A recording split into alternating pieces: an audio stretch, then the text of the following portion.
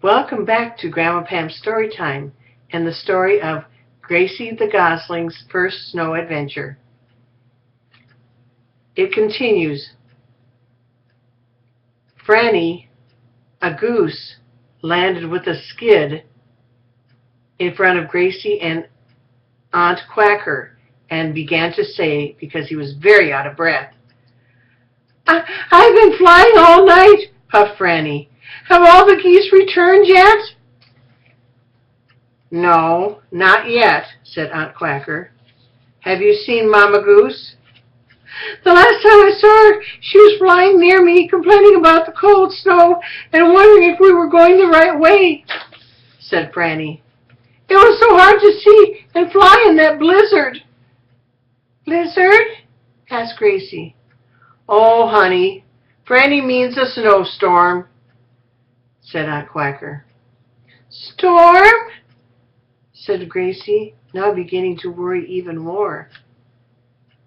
Now don't you start worrying about Mama Goose, scolded Aunt Quacker.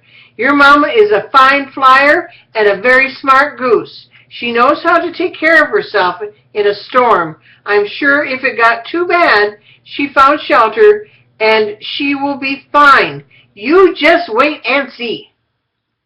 And that's just what Gracie did. She waited and waited and waited. But just as her patience was wearing out, a familiar honking noise drew Gracie's eyes up to the sky. A large flock of geese was circling the pond at the park. Where did all these geese come from? Thought Gracie.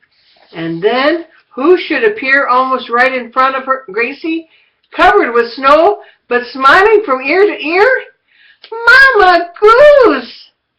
Mama opened her icy wings and scooped Gracie in with a big hug. Mama, I've been so worried, said Gracie with a honking sigh. Well, Gracie, it's been a long and wild night, said Mama. Let me tell you what happened. Last night, when the snow began to fall and the wind blew and blew, most of the geese decided to come back to the park. I thought I heard some more geese, and I thought they sounded scared. I thought if they were just flying over and ran into the storm, they wouldn't be able to find their way home. So I went to meet them. And yes, they were lost and very cold. So I led the flock to a grove of trees that would shelter them for the night, and we rested. At dawn, when we could see where to fly, I led the flock back here, where they can eat, swim, and rest for a while before they continue their trip. Wow! Shouted Gracie. Wow is right, said Mama Goose. And now I need a big hug from my Gracie Gosling.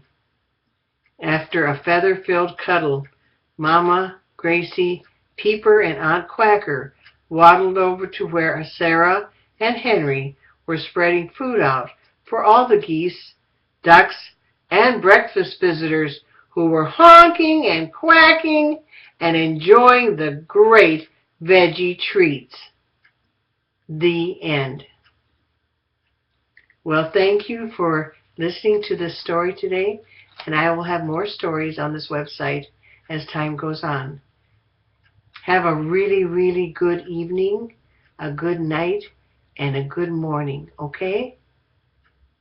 Bye-bye.